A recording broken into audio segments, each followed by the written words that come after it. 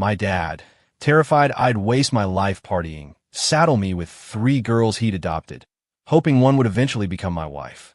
A classic case of the childhood friend getting steamrolled by the new hotness, right? Wrong. They fake their own deaths and skip town. Fine by me. Save me the trouble of getting rid of them myself. My name is Cole Grayson, and I'm just your average, run-of-the-mill guy who transmigrated into a novel. All I want is to coast, but they're all convinced I'm playing some 4D chess. It wasn't until they clawed their way back as industry titans that they finally realized the joke was on them all along. Chapter 1. You Disappointment. My father's palm slammed down on the mahogany desk, rattling the antique porcelain tea set he cherished. Look at you, running around with those shady characters all day. You've dragged the Grayson family name through the mud. I nonchalantly cleaned out my ear, picked up a perfectly crafted mini lobster roll, and popped it into my mouth. Mr. Ramirez has outdone himself today. The lobster is sweet, the brioche is perfectly toasted, and the lemon aioli is on point. Dad, take it easy. Stress is bad for your health. I mumbled through the mouthful. This lobster roll is amazing. You should try one. My father's chest heaved, his face turning a dangerous shade of red. He pointed a trembling finger at my nose. I'm talking about something serious. And you're still eating. My name is Cole Grayson. 3 days ago, I was just another corporate drone, grinding through the daily subway commute and surviving on instant noodles. Then, a car crash sent me straight into a power fantasy novel I'd been reading. I became the character with the same name, the story's ultimate cannon fodder villain, Cole Grayson. He was a textbook playboy who used his family's wealth and power to indulge in every vice, ultimately pissing off the novel's alpha hero protagonist. The result? His family went bankrupt, and he met a grisly end. And my father, Warren Grayson, CEO of the Grayson Corporation, had a brilliant plan to rein me in. In a move straight out of a Victorian novel, he'd adopted 3 girls from troubled backgrounds to be raised alongside me. He called them his wards, but it was a thinly veiled audition. His insane logic? One of them was bound to tame me eventually. In the original story, these 3 girls were tormented by the original Cole. They ended up joining the protagonist's harem and became instrumental in the Grayson family's downfall. I transmigrated here just before the main plot was supposed to kick off. I have no intention of repeating that tragedy. My goal is simple. Just coast. Enjoy this obscene wealth. The gourmet food, the vintage bourbon, the personal gym. What's not to love? As for the alpha hero and the plot, they can all stay the hell away from me. Seeing that his lecture was having zero effect, my father got even angrier. If you keep this up, I'm grounding you. I'll have Sophia, Willow, and Chloe watch you. You won't be allowed one step out of this house. Sophia Vance, Willow Reed, and Chloe Jensen. Those are my 3 designated keepers. Sophia, the Ice Queen, a certified genius being groomed to be a business prodigy. In the novel, she becomes a ruthless, cold-blooded CEO. Willow, gentle as a stream, an artistic soul with an incredible gift for design, who later becomes an internationally renowned fashion designer. Chloe, the vibrant and cheerful one, a culinary marvel whose cooking could make Gordon Ramsay weep with joy. In the novel, they were the hero's greatest assets and the 3 sharpest knives pointed at the Grayson family's back. I put down my fork, ready to give my dad a lecture on the evils of arranged marriages and outdated patriarchal nonsense. Just then, our butler, Arthur, rushed in, his face pale and his lips trembling. Mr. Grayson Cole, it's terrible news. My father frowned. What's all the panic? Get a hold of yourself. Arthur was gasping for air, practically sobbing as he spoke. It's Miss Vance, Miss Reed, and Miss Jensen. The yacht they took out this morning. It exploded. Boom. My brain felt like it had just short-circuited. What the hell? Exploded? I haven't even had a chance to mess with the plot, and my 3 fiancés have already been written out of the story. My father shot up from his chair, his face instantly draining of color. He grabbed Arthur by the collar. What did you say? Say it again. The Coast Guard just called. They found the wreckage of our yacht just offshore. There was a massive fire, a severe explosion. Arthur's voice cracked. The search and rescue team is on site, but they said the chances of survival are virtually 0. My father swayed on his feet. If I hadn't caught him, he would have collapsed right there. Impossible. Absolutely impossible. He muttered, his eyes vacant. I watched him, looking like he'd aged 10 years in 10 seconds, while my own mind was reeling. This isn't right. The plot is completely off the rails. In the original novel, all three of them were perfectly fine. They were alive and kicking, showing off their love for the hero right up to the final chapter. How could they just die like this? All at once. I helped my father into his chair, my face a mask of grim sorrow, but my brain was working at lightning speed. They faked their deaths. It was the only explanation. They had to have staged the whole thing to escape. In the book, they despised the original Cole and were desperate to break free from this gilded cage. Maybe my arrival, and my subsequent 3 days of completely ignoring them, was the final straw that pushed them to accelerate their escape plan. And they went big. Interesting. Watching my father's gut-wrenching grief, I silently snarked, "Dad, don't be sad. Your 3 perfect daughters-in-law are probably hiding out somewhere right now, toasting to their new lives." "Dad, don't get worked up. Maybe there's a miracle," I offered, my voice full of fake hope. He shoved me away, his eyes bloodshot and furious. "This is all your fault. You and your degenerate behavior. If you hadn't been out running wild, breaking their hearts, they never would have gone out on the yacht to clear their heads. If anything happens to them, I'll kill you, right? So now it's my fault." I wisely shut my mouth and let him vent. Having the reader's perspective is a beautiful thing, especially when you have all the insider information. I know they're not dead. I know this is all an act. And I, for now, am the only one in the audience. The next few days were grim at the Grayson estate. My father pulled every string he had. The search teams combed every inch of that patch of ocean, but all they found were charred pieces of the yacht and 3 scraps of clothing, burned beyond recognition. The day the DNA results came back, my father fainted on the spot. All 3 reports confirmed the fragments belonged to Sophia, Willow, and Chloe. A lavish funeral was planned. As their nominal fiancé, I was naturally expected to look devastated. I spent my days dressed in black, locked in my room, refusing food and water, my face a portrait of haggard grief. It was all an act, of course. Behind closed doors, I had Arthur bring me a full spread of authentic Nashville hot chicken. "Cole, this isn't appropriate. If your father finds out," Arthur said, looking troubled. "Arthur, a man's gotta eat. How am I supposed to have the energy to cry at the funeral if I don't carb load?" I took a bite of a fiery chicken tender, the heat making my eyes water. It was glorious. Besides, I added, I'm channeling my grief into my appetite. Arthur's mouth twitched. He said nothing more and quietly left the room. As I ate, I murmured to myself, "Sophia, Willow, Chloe, don't blame me. You have to blame your own flawless performance. You even fooled my dad. Consider this meal my way of celebrating your victory." I was even getting a little excited. In the original story, you needed the hero to reach your full potential. Now that he's out of the picture, how high can you fly on your own? Don't you dare disappoint me. For this show, I bought the most expensive front row VIP ticket, and I'm ready for it to begin. Chapter 2, the day of the funeral, was gray and grim, with a cold, drizzling rain that matched the mood. Everyone from New York City's high society was there. My father, his hair seemingly turned white overnight, stood at the front. His shoulders were slumped, as if his very life force had been drained away. I stood beside him in a perfectly tailored black suit, a white rose pinned to my lapel. My face was a carefully constructed mask of sorrow and exhaustion, my eyes red-rimmed, a scruffy, 2-day beard darkening my jaw. I practiced the look in the mirror for days. Every guest who came to offer condolences would pat me on the shoulder and say, "My deepest sympathies." I'd respond with a hoarse, "Thank you," before lowering my head at just the right moment, allowing them to witness my brave struggle to contain my grief. Acting? Please. I was a professional. After all, I was the only one who'd read the whole script.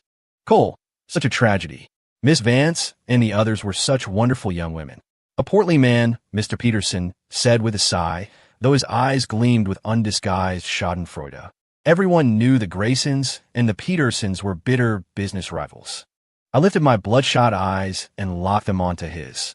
I didn't say a word. I just stared. My intense gaze made him squirm, and the fake smile on his face froze.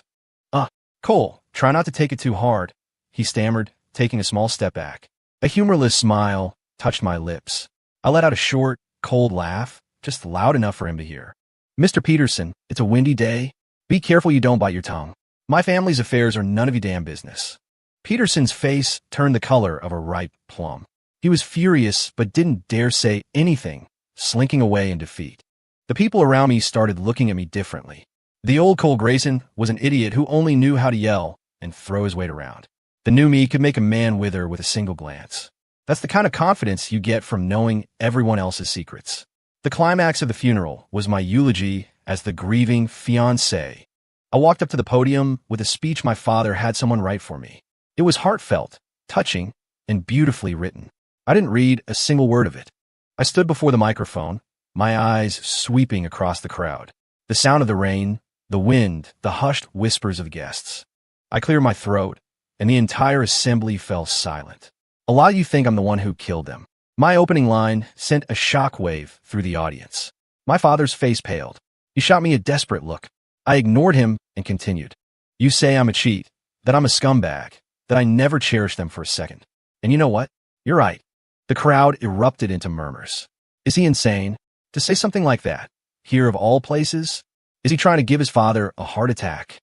I paused, letting a tremor enter my voice. A tremor only I knew was fake. I admit I was a jerk. I always thought they'd be there, that I had all the time in the world to change, to make it up to them. I thought that whenever I finally decided to turn around, they'd be waiting, but I was wrong. I raised a hand and wiped at the corner of my eye, where there were no tears. I never even got the chance to properly say I'm sorry, and I never had the chance to tell them about the gifts I had planned for each of them. I was going to give Sophia the reins to Grayson Corp's lead investment firm as soon as she graduated, so she could build her own empire. I was going to launch an independent designer label for Willow when she finished her studies, so her incredible talent could be seen by the whole world. And I was going to build Chloe the most exclusive, top-rated private kitchen in the world, so her food could bring joy to even more people. But now, it's too late for all that. My voice dropped, becoming a near whisper. It's all too late. The crowd was dead silent. Everyone was stunned by my heartfelt confession. Even my father was just staring at me, his expression a mixture of shock and, was that a flicker of pride? I laughed inwardly. Was any of it true? Of course not. Those words weren't for the living. They were for the dead. Sophia, you want to be a titan of Wall Street? Willow, you want to be a top designer? Chloe, you want to be a celebrity chef? You think escaping me was the key to achieving your dreams? Wrong. I could have handed you your dreams on a silver platter, and you walked away from it. I wanted them to know, with absolute certainty, that the prison they worked so hard to escape was the very paradise they were dreaming of. I needed to plant that thorn of regret deep in their hearts, so that in the lonely hours of the night for years to come, they would remember my words today and be consumed by a soul-crushing what if. That, my dears, is the first real gift I prepared for you. After the funeral, I went back to my self-imposed exile. Arthur knocked and entered my room, his eyes still red. Cole, your father asked me to tell you. He said he misjudged you. I waved a dismissive hand. I was sitting on the sofa, staring out at the rain. Arthur, do something for me. Anything, sir. Set up an angel investment fund in my name. I wanted to focus exclusively on promising female entrepreneurs. No funding cap, no expectation of returns. Arthur was taken aback. Cole, this is... Call it the V. G. Fund, I cut him off. Vance. Reed. Jensen. Also, keep an eye out for any new up-and-coming designer brands or unique private kitchens that might pop up, especially any founded by a group of young women. Though he didn't understand, Arthur nodded respectfully. Yes, Cole. After he left, I picked up the cold coffee from the table and took a sip. The bitter taste spread from my tongue down to my stomach, leaving a sour note. I set the cup down and walked to the massive floor-to-ceiling window. Outside, the rain had stopped. The clouds were breaking, and a single ray of sunlight pierced through, illuminating the city. Let the games begin, I whispered to my reflection. Sophia, Willow, Chloe, I hope your performance is worthy of the stage I'm setting for you. Chapter 3. After the funeral, I fully embraced the life of leisure. My father, probably feeling guilty or moved by my deep love, gave me free rein. The company was in the capable hands of a team he'd groomed for years, led by a CEO named Mr. Davies. All I had to do was listen to a report once a month and nod in the right places. My daily routine was simple: gym, gourmet food, and good bourbon. A six-pack and V-line were non-negotiable, Basic maintenance for a top-tier trust fund kid. For food, I had Arthur Fly and top chefs from around the country, from Creole to Californian cuisine, on a rotating weekly schedule. As for drink, I prefer my own brew. I'd set aside a plot of land behind the estate to grow my own corn and rye, personally overseeing everything from the mash to the aging process. I never cared for the pretentious acidity of wine. The pure, honest burn of a good American whiskey was more my style. Of course, life wasn't just about creature comforts. There were new experiences and new people to discover. I took my limited edition sports car out, ticking off spots on New York's culinary map. One day, following a tip from a food blogger, I found myself in a hidden alley in the West Village. Tucked away at the end was an unmarked restaurant. The only sign was a small, hand-carved wooden plaque by the door that read, Maya's. A nice name. I pushed the door open and was greeted by a faint, pleasant aroma. Not perfume, but a subtle mix of fresh ingredients and herbs. The place was small, with only 3 or 4 tables, decorated in a simple, elegant style. A young woman in a simple linen dress stood with her back to me, busy behind the counter. She had a slender frame, and her long, dark hair was casually tied up with a wooden pin, revealing the graceful curve of her neck. Sunlight streamed through the window, bathing her in a soft, golden light. For a second, I felt my heart skip a beat. "Hello, do you have a reservation?" She turned around, and I finally saw her face. It was clean, pure, like a mountain spring or a lotus flower after the rain. Her eyes were incredibly bright, as if they held starlight. This was her, Maya Lin, the true female lead from a novel. The one who appears late in the story like an avenging angel, saving the hero after he's been battered and broken by the various other women in his life. In the book, she also ran a private kitchen, but that was supposed to be years from now. It seemed my transmigration was causing some serious butterfly effects. "No reservation," I said, pulling out a chair. "Are you still open?" She looked me over and smiled, a smile like a spring breeze rippling across a lake. "I am, but it's just me today, so the food might take a little longer." "No problem," I said. "Good food is worth the wait." She handed me a handwritten menu with delicate, beautiful script. "What would you like?" I glanced at the menu. The dishes were all comfort food, but with poetic names. "You choose for me," I said. She thought for a moment. "How about the river thaw, the winter's hearth, and a pot of spice cider?" "Sounds perfect." I was curious to see what these artistic names translated to on the plate. While I waited, I didn't touch my phone. I just watched her work in the semi-open kitchen. Her movements were unhurried but efficient, flowing with a graceful rhythm. The sounds of chopping, searing, and sautéing created a surprisingly pleasant symphony. I decided then and there that watching a beautiful woman cook was far more interesting than any fashion show. Soon the first dish, river thaw, arrived. It was a plate of pan-seared scallops on a bed of bright green asparagus puree, garnished with a sprig of dill. Simple, clean, elegant. I tried a scallop. It was perfectly cooked with a sweet, delicate flavor and a hint of the sea. The puree was fresh and vibrant. Delicious. The kind of delicious that comes from simplicity and quality. The second dish, Winter's Hearth, came next. On a white ceramic plate sat a few slow-braised short ribs, glistening with a rich glaze. They were sprinkled with flaky sea salt that looked like a dusting of snow, with a few dots of a bright red beet reduction resembling holly berries. I took a bite. The meat was so tender it fell off the bone, rich and savory, perfectly seasoned. The execution was flawless. Finally, the spice cider.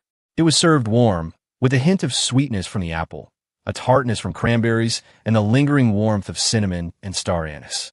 I took a sip, and a comforting heat spread through me, chasing away the late autumn chill. "How is it?" she asked, sitting down across from me and resting her chin in her hands, her eyes full of hopeful expectation. "It's incredible," I said with genuine admiration. "You have a real gift." Her eyes lit up, and her smile widened. "Thank you. That's the best compliment I could ask for."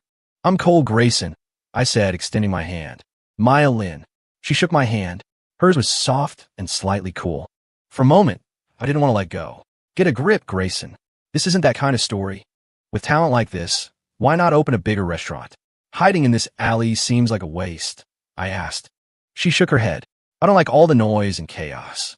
I like it here, serving just a few tables a day, making food that I love. It's enough for me. Sounds like you have great parents, I remarked, raising an eyebrow. She blinked, then giggled. How did you know? All my parents want is for me to be happy and do something I enjoy. They don't care if I make a lot of money. A happy home, raised with love and support. No wonder she had such a pure and gentle aura. She was from a completely different world than Sophia and the others. What about you? She asked, looking at me curiously. You don't seem like the kind of person who would stumble into a place like this. My bespoke suit and the Patek Philippe on my wrist were admittedly out of place in her cozy little restaurant. Me? I smiled. I'm just an unemployed guy whose only hobby is eating. Well, you definitely came to the right place, she said, her face beaming with pride. In that moment, with the sunlight filtering in and her face lit up by that beautiful smile, I suddenly felt that my 3 ambitious, career-driven exes didn't seem quite so important anymore. It looked like my plan to just coast through life had hit a small, wonderful snag. Chapter 4, Leaving Maya's Restaurant. I felt a deep sense of contentment. Good food truly is the ultimate cure-all, especially when served with a side of good company. In the days that followed, I became a regular at Maya's. I was there every day, rain or shine. Sometimes, when the restaurant was busy, I'd sit quietly in a corner and just watch her work. Other times, when I was the only customer, she'd sit with me and we'd talk for hours. We talked about food, travel, and 1,000 other things. I discovered she was incredibly knowledgeable. She could tell you the origin of every ingredient and the history behind every dish. Talking with her was easy, comfortable. You know, with your skills, you could win one of those big cooking competitions, I said one afternoon, sipping on a new peach-infused bourbon she was experimenting with. Never, she said, shaking her head. Too much stress. Besides, I just make home-style food. It's not fancy enough for TV. Who says? The most comforting thing in the world is a taste of home, I said, looking at her earnestly. My gaze made her blush. She looked down, murmuring, You're just a smooth talker. I'm just telling the truth. I was discovering that I really liked seeing her blush. A faint pink would creep up her cheeks like a ripe peach, making me want, down boy. One day, I arrived at her restaurant to find her sitting at the counter with her head in her hands, looking completely dejected. What's wrong? Bad day? I asked, sliding onto the stool next to her. Ugh, she sighed, pointing at a letter on the counter. The landlord is raising the rent. He's tripling it. I don't think I can afford to stay here. I picked up the letter. It was a typed, coldly worded notice giving her 3 days to either accept the new rate or vacate the premises. The letterhead read, Apex Properties. My brow furrowed. Apex Properties, a notorious player in New York real estate, known for their predatory tactics and strong-arm buyouts. In the original novel, the company was eventually dismantled by the hero. Looks like they decided to mess with me first. You poured your heart and soul into this place. Are you really going to just give it up? I asked her. Her eyes welled up with tears. She shook her head. No. But what can I do? I'm just a small restaurant owner. How can I fight a company like that? Seeing her on the verge of tears stirred something in me. I hated seeing beautiful women cry. Don't worry, I said, reaching out and gently patting her hand. I've got this. My hand was warm. Hers was cool. She flinched for a second, like my touch was electric, but she didn't pull away. She looked up at me, her eyes filled with uncertainty. You? What can you do? In her eyes, I was just a lazy rich kid who didn't know how to do anything but eat. A magician never reveals his secrets, I said with a mysterious grin. I pulled out my phone and dialed Arthur. Arthur, I need you to dig up everything you can on a company called Apex Properties. I want all their dirty laundry in my inbox in 30 minutes. On the other end, Arthur sounded confused, but he replied instantly, Yes, Cole. When I hung up, Maya was staring at me in complete shock. Oh, who are you? Like I said, just an unemployed guy, I said, leaning back nonchalantly. But I know a few people who might be able to help. Less than 20 minutes later, my phone buzzed. Arthur's efficiency was second to none. The email contained a comprehensive list of every illegal and unethical act Apex Properties had committed since its inception. Tax evasion, violent tenant intimidation, bribery. Enough to put their entire board behind bars for life. I forwarded the email to a specific number, followed by a text. Here's a gift for you. By tomorrow morning, I want to see news that Apex Properties has ceased to exist in New York City. With that done, I put my phone away and looked at Maya. Okay, problem solved. Maya was dumbfounded. That's it? It's solved? Yep. Ow! You'll see on the news tomorrow, I said, standing up. I'm not hungry anymore. This whole thing ruined my appetite. I'm out of here. As I walked out, I heard her call my name. Cole. I turned. She was standing in the doorway, her expression a mix of confusion and awe. Thank you. Don't mention it, I said with a wave, before hopping into my car and speeding away, leaving a trail of exhaust and mystery in my wake. I loved the feeling of solving problems with a single phone call. The next morning, it was the headline on every news channel in the city. Shocking. Apex Properties raided in massive tax fraud investigation. CEO and top executives arrested overnight. NYC real estate world in chaos as Apex's political corruption comes to light. Justice at last. A look at the long history of Apex Properties' criminal activities. I lay in bed, scrolling through the news on my phone while sipping a freshly brewed coffee Arthur had just brought me. Life was good. My phone rang. It was Maya. Cole. I saw the news. Was that you? Her voice was filled with disbelief. I just pass along a tip to the right people, I said casually. You're incredible, she said, so excited she was stumbling over her words. I don't know how to thank you. Just buy me dinner. Deal. Anything you want, I'll make it. I'm going shopping right now. I want you, I said, my voice dropping to a low, playful murmur. There was silence on the other end. A few seconds later, I heard her whisper, so faintly it was almost inaudible, jerk. Then, a click as she hung up. I looked at my phone and laughed out loud. Teasing her was way too much fun. I had no idea that at that very moment, on the other side of the city, in a sleek, minimalist CEO's office, a woman in a designer power suit was watching the exact same news report, her expression as cold as ice. It was Isabella Vance. In 3 years, using her sharp business acumen and ruthless drive, she had turned her initial seed money into a multi-billion-dollar investment firm, Aura Capital. Her assistant was giving her report. Ms. Vance, Apex Properties has collapsed. Our plan to acquire that parcel of land they owned is now dead in the water. Sophia took a sip of her coffee, her gaze unwavering. Understood. Ma'am, the word on the street is that someone orchestrated this entire takedown overnight. It was a swift, brutal, and perfectly executed move. Sophia tapped her fingers rhythmically on the desk. Do we know who? Not yet. Whoever it was, they were clean. Left no traces. All we know is that it might be connected to a small private restaurant in the West Village called Maya's. Maya's. Sophia repeated the name. It sounded vaguely familiar, but she couldn't place it. She shook her head, dismissing the thought. She had bigger fish to fry. Her revenge. What's the situation with the Grayson Corporation? She asked. Same as always.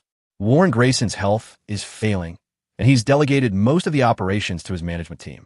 As for Cole Grayson, the assistant's voice dripped with contempt. He's the same useless playboy he's always been. Spends all his time eating and drinking. I hear he's become obsessed with that little restaurant, Maya's. He's there every single day. At the mention of Cole's name, a chilling light flashed in Sophia's eyes. She tightened her grip on her coffee mug. Cole Grayson, the man she once thought would be her lifelong nightmare. 3 years. Not a day had gone by that she hadn't dreamed of crushing him, of bringing the entire Grayson family to its knees. Now, the time was almost here. Good, Sophia said, a cold smile touching her lips. Keep an eye on him. A waste of space obsessed with food is no threat to us. It's time to move our plan forward. She stood and walked to the panoramic window, looking down at the sprawling city below. Cole Grayson, I'm back. Are you ready for your judgment day? She would never know that the waste of space she was talking about was currently lying on a massage table in his mansion, getting a deep tissue massage while listening to Arthur's report. Cole, Ms. Vance. The CEO of Aura Capital has been making some aggressive moves. She's been quietly buying up our company's scattered shares. Oh, I didn't even bother to open my eyes. How much is she worth? Aura Capital is valued at around $3 billion. Her liquid assets, I'd estimate no more than $1 billion. Only $3 billion? I scoffed. Pathetic. Not nearly enough for a good show. Arthur, find a way to inject $5 billion into her firm through our fund.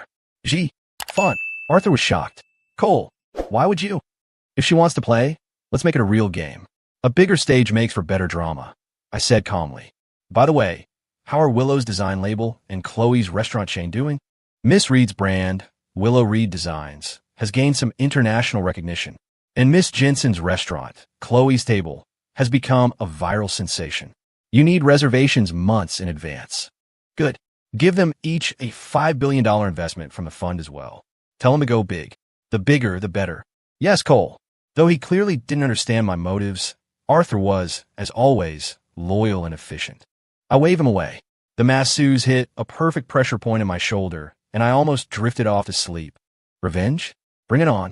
I'm waiting. I just can't wait to see the looks on your faces when you find out you're using my money to get revenge on me. This is going to be so much fun. After the Apex Properties incident, my relationship with Maya accelerated. The way she looked at me now held not just appreciation, but also a healthy dose of awe and affection. One afternoon, I was in my home gym, sweat dripping down my abs as I lifted weights. Maya sat on a nearby yoga mat, her chin in her hands, watching my every move. Like the view, I asked, putting the barbell down and sitting up, the sweat tracing a path down my V-line. She blushed and looked away, but her mouth said, I do. I took her hand and placed it on my stomach. Quality control check. I smirked. Her face turned beet red. The hard, hot muscle under her palm made her try to snatch her hand back as if she'd been zapped. But I held it fast. Does it pass inspection? I leaned in closer, and in the moment she was flustered, I pressed a soft kiss to her fingertips. She froze, and a few seconds passed before she squeaked. It passes. Her innocent reactions were driving me crazy. An inspection isn't enough. I think I deserve a reward, I said, moving to kiss her properly. But she suddenly pushed me away and jumped to her feet. Oh, I think I left the soup on the stove, she exclaimed, before turning and fleeing the room. I watched her go, a helpless smile on my face. She was so shy it was adorable, and I loved it. That evening, I stayed at her restaurant for dinner. She cooked all my favorite dishes. During the meal, she suddenly asked, Cole, did you used to have a lot of girlfriends? She asked it so carefully, a flicker of insecurity in her eyes. I knew my playboy reputation preceded me. I put down my fork and met her gaze. The past is the past. This is now. And now, she pressed. Now, I said, looking directly into her eyes, I'm trying to win over a girl named Maya Lynn. I'm just not sure if she's willing to give me a chance. Her face flushed a brilliant shade of red. She was gripping her chopsticks so tightly I thought they might snap. She stammered, unable to form a complete sentence. It was painfully cute. I didn't push her, just waited patiently. After a long moment, she seemed to gather all her courage. She looked up, leaned across the table, and planted a quick, soft kiss on my lips. Then she immediately ducked her head, refusing to look at me. Does that count as a yes? She whispered, her voice barely audible. I was stunned. Then, a wave of pure joy washed over me. I pulled her out of her chair and into my lap, hugging her tight. It counts, I said, resting my chin on the top of her head and inhaling her sweet scent. It's official. You're mine now. No takebacks. In my arms, she nodded gently.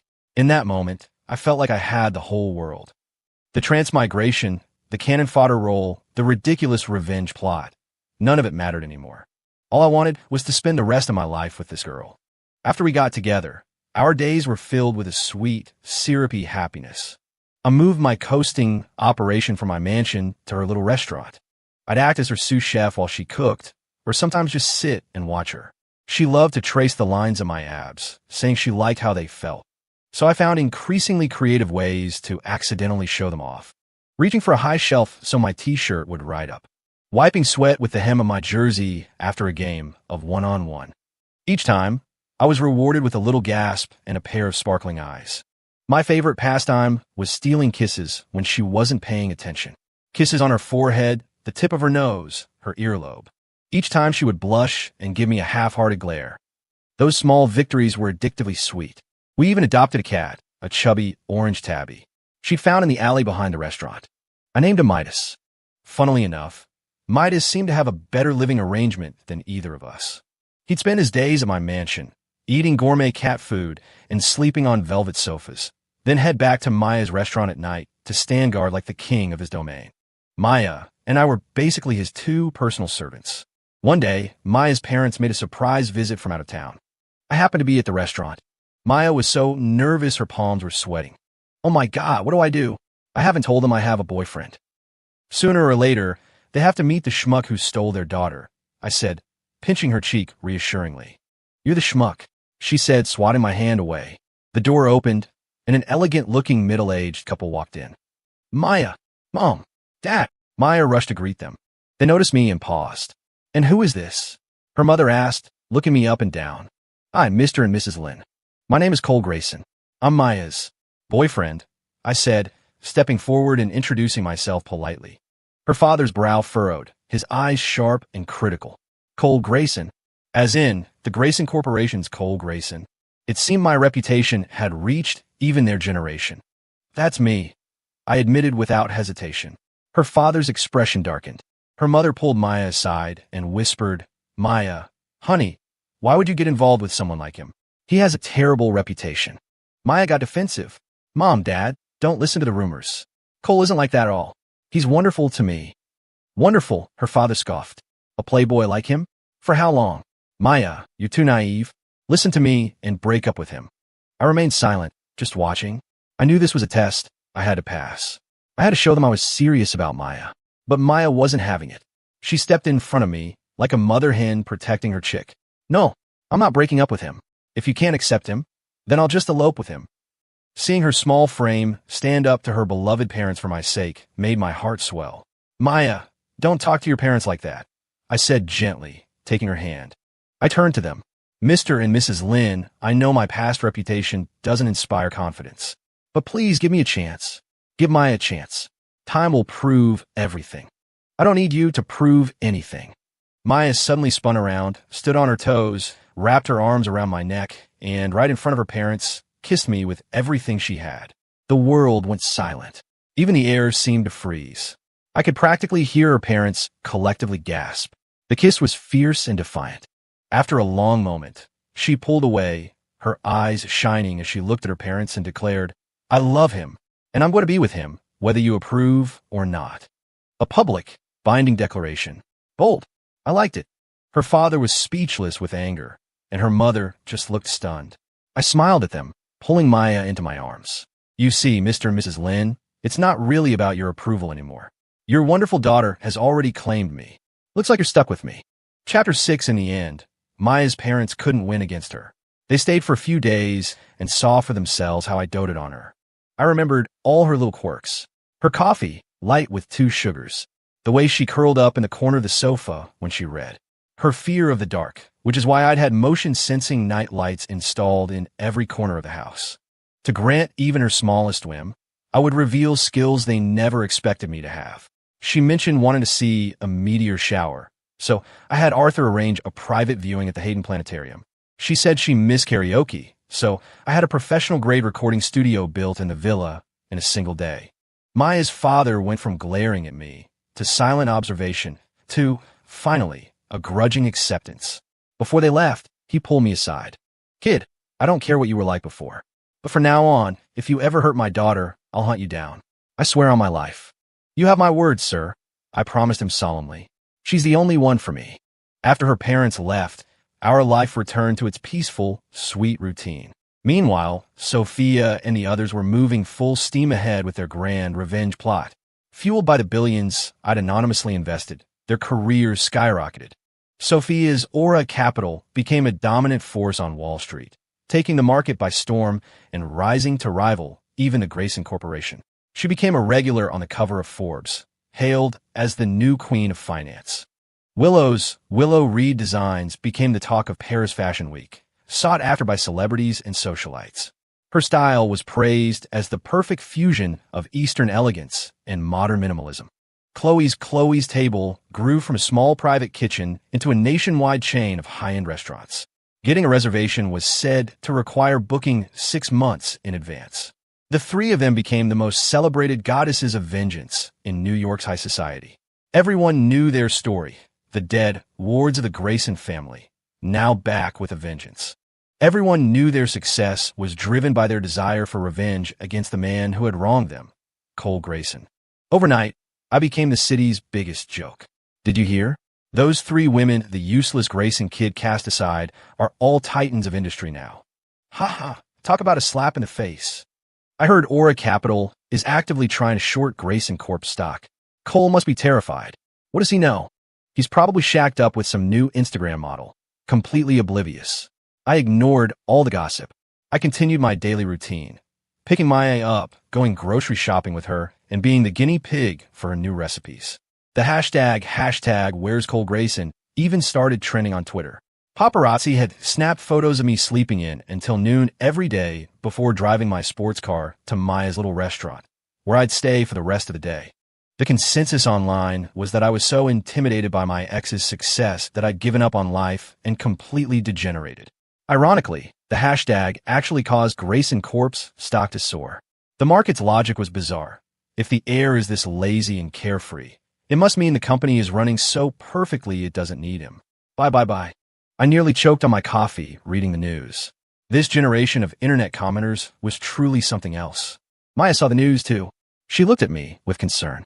Cole, don't let what they're saying get to you. I pinched her nose. Do I look like I care? No, she admitted, shaking her head. You actually look kind of happy about it. Of course I'm happy, I said, pulling her onto my lap. You can't watch a good show without popcorn. She looked at me, confused.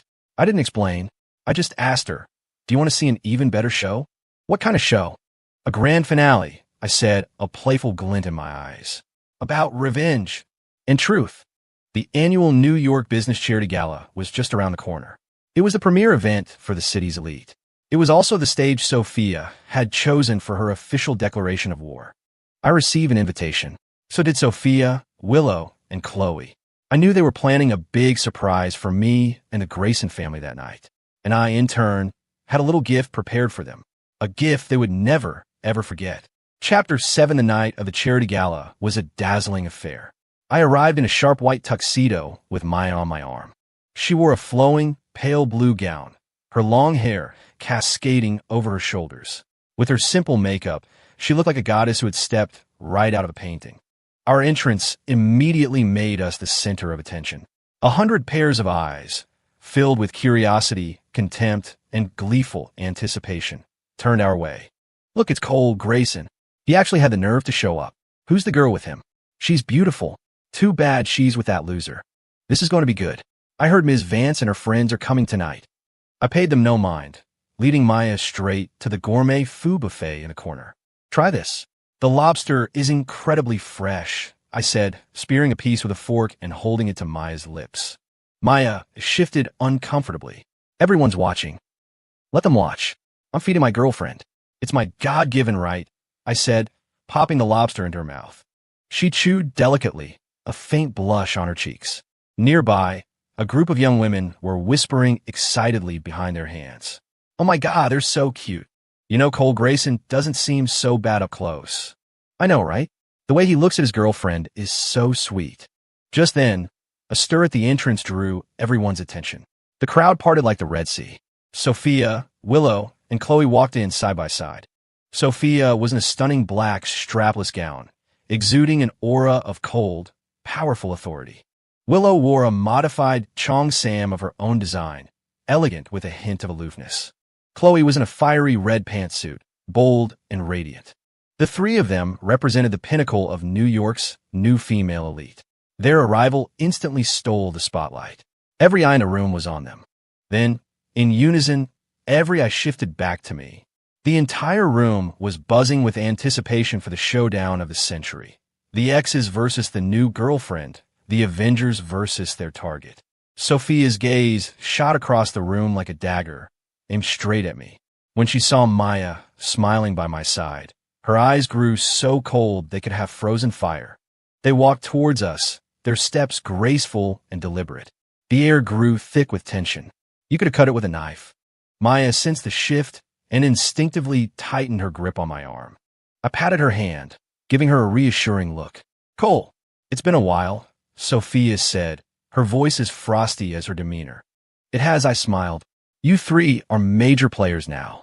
Getting a meeting is harder than getting tickets to Hamilton. My tone was so casual, as if I were greeting old friends. Willow looked at me, her expression a mix of hatred, resentment, and a confusion she probably didn't even recognize herself. Chloe just shot me a dirty look and scoffed. We owe our success to you, you know. Thank you for not finishing us off back then, Sophia said, a sarcastic smirk playing on her lips. Don't mention it, I said, raising a glass of champagne and a mock toast. Your success is my success, in a way. My reaction was not what they had expected. They had prepared for me to be flustered, angry, maybe even to lash out. They never imagined I would be so calm as if I were a complete bystander. And who is this? Sophia's gaze finally landed on Maya. My girlfriend, Maya, I said, pulling Maya a little closer, staking my claim. Maya, though nervous, gave him a polite nod. Miss Lynn, Sophia said, her eyes raking over Maya in a condescending appraisal. A word of advice, stay away from a man like this. The way he treated us is the way he'll eventually treat you. That was a low blow. Maya's face paled. Before I could respond, Maya spoke up. Ms. Vance, she said, looking Sophia straight in the eye, her voice steady and clear. I trust my boyfriend. You don't need to worry about me. Unconditional loyalty and a public rebuke. Awesome. I mentally gave Maya a standing ovation. Sophia's face darkened. She was not used to being challenged, especially not by a girl who looked so meek. You'll learn the hard way, she said coldly.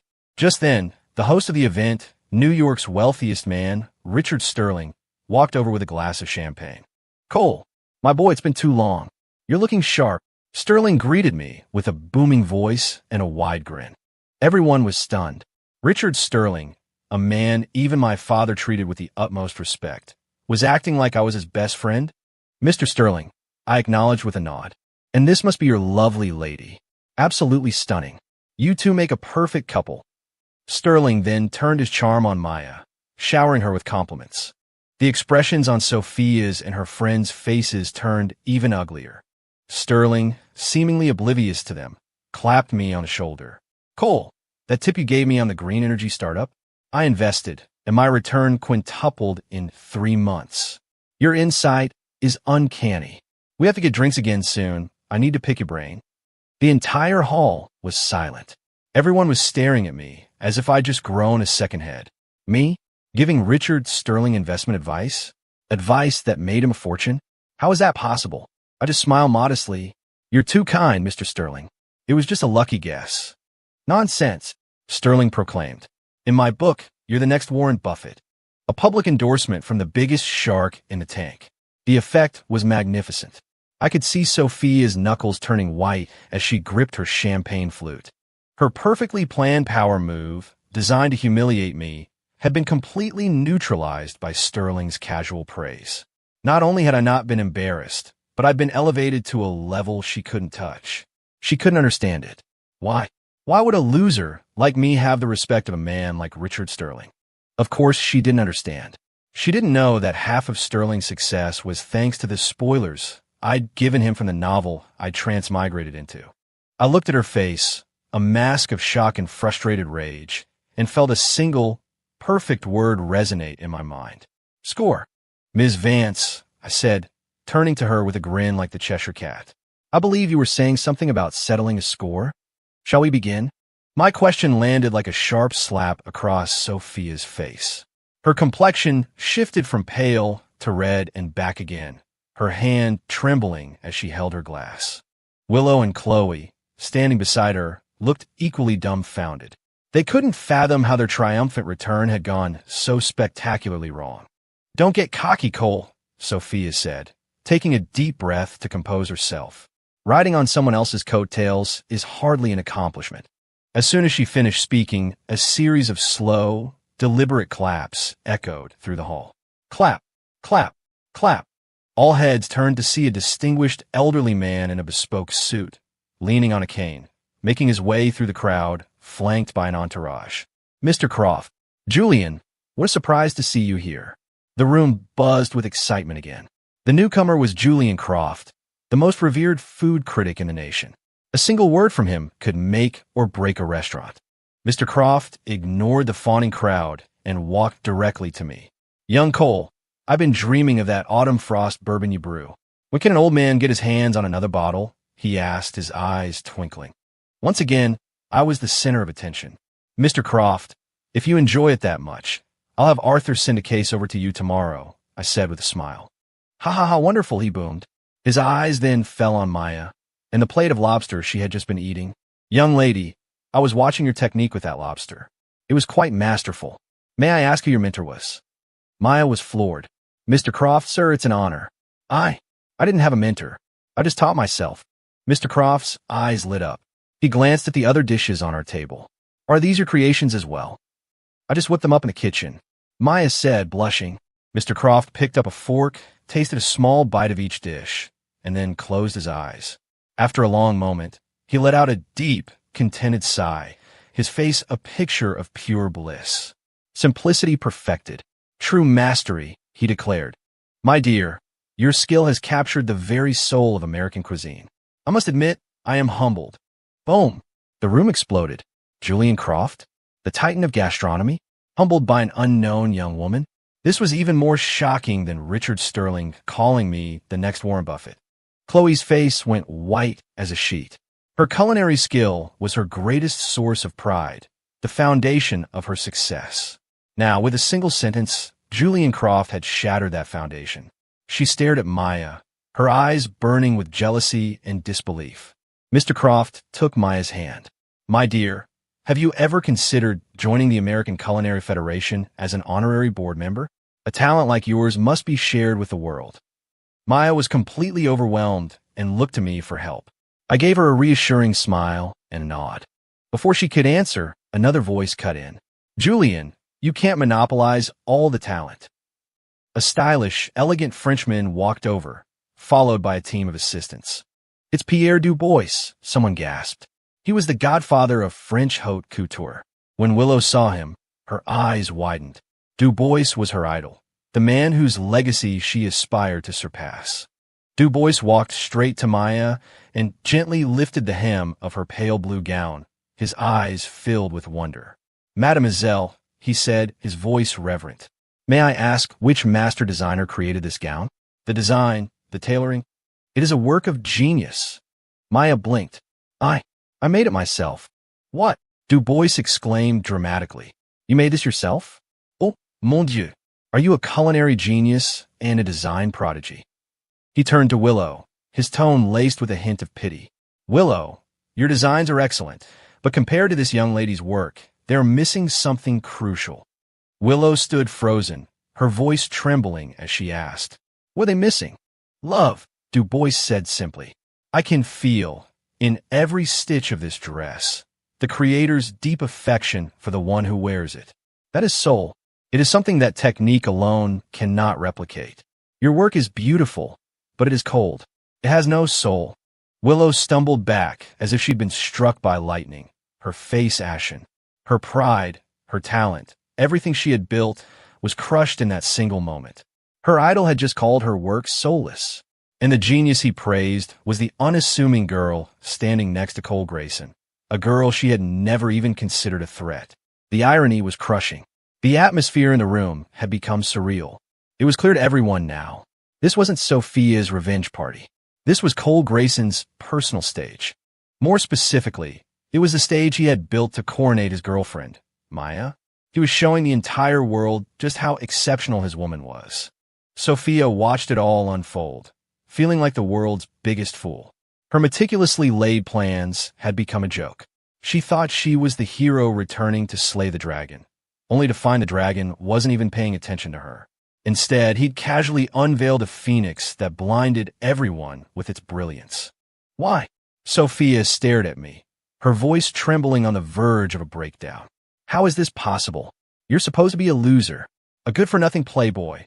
Why is Richard Sterling listening to you? Why are Julian Croft and Pierre Dubois fawning over your girlfriend? It's not fair. I looked at her, on the edge of hysteria, and finally allowed myself to smile. Ms. Vance, whoever told you that all I do is party? I snapped my fingers. The massive screen behind the stage flickered to life, displaying a PowerPoint presentation. The title read, An Analysis of the Ownership Structure of Aura Capital, Willow Reed Designs, and Chloe's Table. Arthur's calm, clear voice filled the hall. Aura Capital, founded by Sophia Vance with an initial capital of $5 million. 3 years ago, it received $50 billion in series of funding from V.R.G. Fund.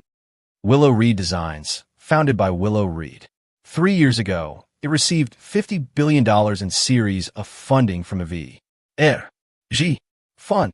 Chloe's Table, founded by Chloe Jensen. 3 years ago, it received $50 billion in series of funding from the V.R.G. Fund. Currently, the V.R.G. Fund holds a 51% controlling stake in Aura Capital, a 51% controlling stake in Willow Reed Designs, and a 51% controlling stake in Chloe's Table. And the sole owner of the V.R.G. Fund is... A picture of me appeared on the screen, along with my signature. Mr. Cole Grayson. Dead silence. You could have heard a pin drop. Everyone was frozen in shock. Sophia, Willow, and Chloe looked as if they had been struck by lightning, rooted to the spot, all the color drained from their faces. The empires they were so proud of, the weapons they had forged for their revenge, were funded by me. They had worked tirelessly for 3 years, only to discover they were working for me all along. Was there anything more absurd, more humiliating in the entire world? R.G. I walked up to Sophia, leaned in, and whispered in her ear, Vance, Reed, Jensen. Tell me, were the things I said at the funeral 3 years ago true, or were they all a lie? Sophia's body began to shake violently. She remembered. She remembered Cole's heartfelt eulogy at that funeral. He had said he wanted to start an investment firm for her, a designer label for Willow, a restaurant for Chloe. At the time, she had thought it was a pathetic, hypocritical lie. Now she understood. He had been telling the truth. He had fulfilled his promise to them in a way they could never have imagined. He had given them their dreams. And then he had sat back and watched as they used those very dreams to try and destroy him. The irony, the cruelty of it, was unbearable. But the shock was too much.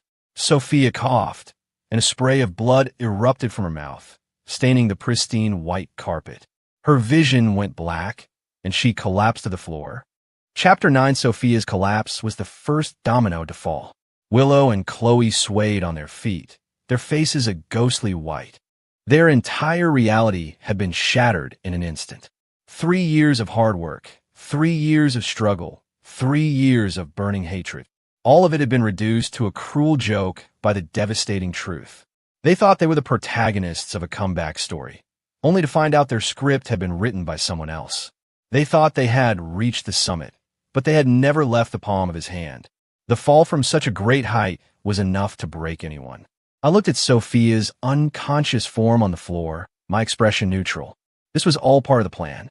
I turned and took Maya's hand. Show's over. Let's go home. Maya was still in a state of shock, staring at me as if seeing me for the first time. You. She opened her mouth, but no words came out. I'll explain at home, I said, ruffling her hair. I led her out of the ballroom, through a sea of awestruck, fearful, and incredulous faces, leaving chaos and 3 broken women in our wake. The car ride home was silent. Maya stared out the window, lost in thought. I knew tonight's events were a lot for her to process. She needed time. Back at the mansion, I dismissed Arthur for the night, leaving just the 2 of us in the grand living room. So, she finally said, her voice a little hoarse, you're not really an unemployed guy. No, I admitted. And all of that, with Sophia and the others. You planned it all? No, I said, shaking my head. Their escape, their desire for revenge, that was all them. I just gave them a little push and bought some insurance. Why? She asked, her eyes full of confusion. You could have stopped them. You could have just told them the truth. Why do it this way? It's so cruel. I walked over and knelt in front of her, meeting her gaze. Maya, if 3 years ago I had just handed them billions of dollars and said, here, go live your dreams, please stop hating me, do you think they would have accepted it? Maya was silent. Given their rage at the time, they would have seen it as the ultimate insult. They wouldn't have, I continued. They would have felt like I was trying to buy them off, to trample on their dignity. Their hatred needed an outlet. Their pride needed something to hold on to. So, I gave them an enemy, a useless Cole Grayson they could righteously hate and challenge. I let them believe their success was entirely their own, earned through their own talent and hard work. That success gave them the confidence to stand on their own 2 feet, and it sustained them through 3 very difficult years. I was just a spectator who occasionally played the part of a secret benefactor. They were the real actors in their own play. Maya listened quietly, the shock in her eyes slowly giving way to understanding and then to a hint of compassion. "And what about you?" she asked, reaching out to gently touch my face. "You watched this whole play unfold, all by yourself for 3 years. Weren't you lonely?" I caught her hand and kissed her palm. "Maybe I was before," I said, my eyes softening with a love that felt boundless. "But now I have you, so it doesn't matter anymore." Her eyes welled up, and she threw her arms around me, burying her face in my shoulder. "Cole, you big idiot." She held me tightly, as if trying to merge with me. I hugged her back, feeling the warmth and softness of her in my arms, a profound sense of peace settling over me. She was right. I used to think watching others' drama was the ultimate entertainment. But it wasn't until I met her that I realized true happiness wasn't about watching a play. It was about living a simple, quiet life with the person you love.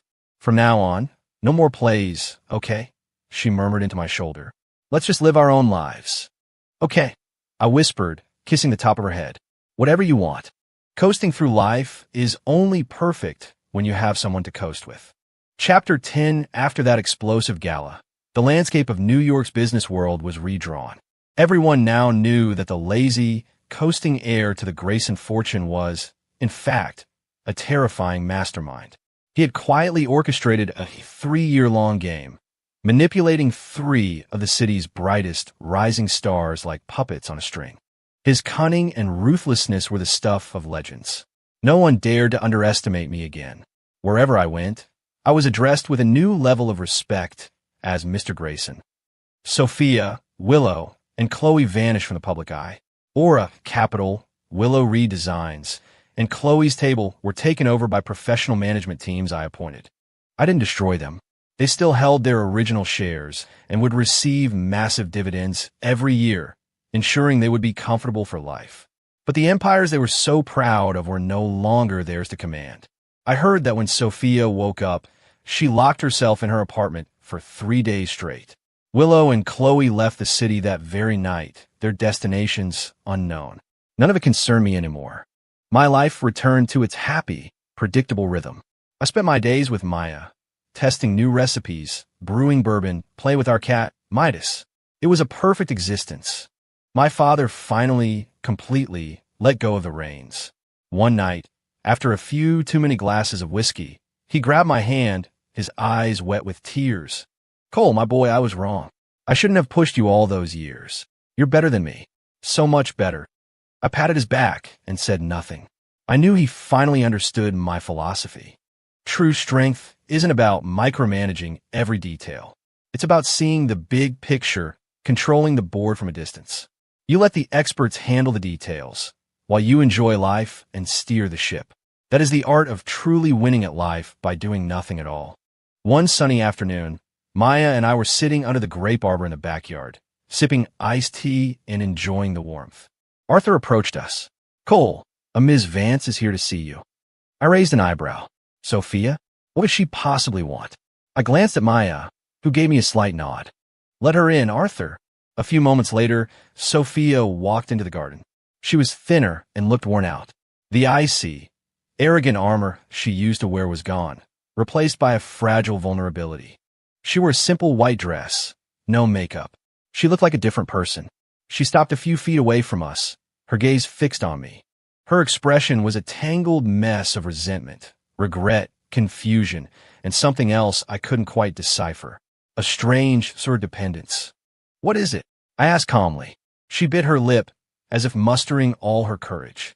Can I ask you one question?" "Go ahead." 3 years ago, at the funeral, the things you said," her voice trembled. "They were all part of your plan, weren't they? They were all lies, right?" She seemed desperate for me to say yes. A yes would allow her to salvage the last shred of her pride. It would mean she was outmaneuvered, not that her heart had been played with.